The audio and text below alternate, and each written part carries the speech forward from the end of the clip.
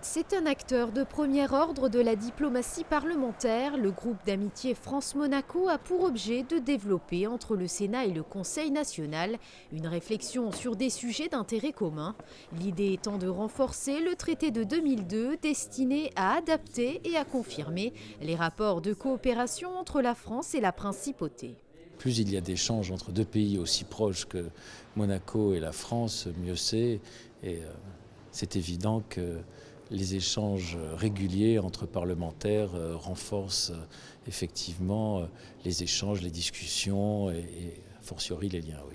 Après une visite de travail à Bruxelles fin février, c'est au Sénat, à Paris, que la délégation du Conseil national s'est rendue.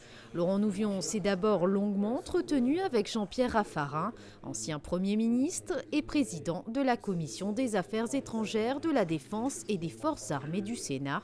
2 jours de rencontres et d'échanges ont été l'occasion d'aborder avec les plus hauts représentants de l'État français des thèmes importants pour Monaco, comme le projet de loi sur la préservation de la sécurité nationale, la situation des Français à Monaco, le logement, la santé et bien d'autres thématiques à l'ordre du jour.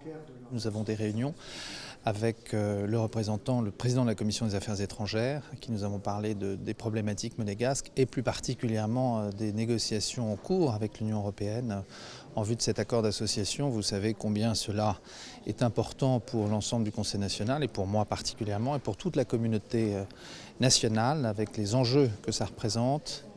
Et nous sommes très vigilants sur l'ensemble de ces négociations et de ce processus de pourparlers de façon à défendre nos particularismes et ce que nous sommes et notre identité, tout en sachant qu'il est normal que des pourparlers aient lieu. Également la problématique frontalier essentiellement, avec toujours cette priorité essentielle des travailleurs frontaliers, avec notamment le projet de loi sur le télétravail qui, comme vous le savez, est sur le bureau du Conseil national, qui a été voté par l'Assemblée nationale à la fin de l'année 2015 et qui va être examiné. Il y a eu un rapporteur qui a été nommé cette semaine au Sénat également. Et nous espérons que dans le cadre de cette séance de printemps, nous pourrons voter ce projet de loi sur le télétravail et que ça participera aussi à toutes les pistes possibles, utilisées et réfléchies pour éviter que Monaco étouffe dans les 10 ou 15 ans qui viennent, notamment avec la circulation, parce que Monaco est un bassin de population et qu'on subit un peu notre succès dans la région et dans l'ensemble du département et des villes voisines donc, qui sont autour de Monaco et qui représentent aussi une communauté de destin avec nous.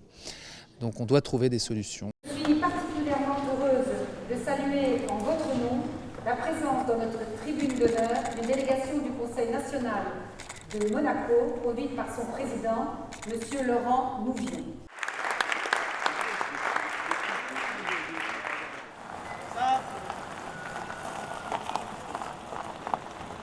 Le président du Conseil national a également rencontré le président du Sénat, Gérard Larcher, à l'occasion d'un petit déjeuner de travail.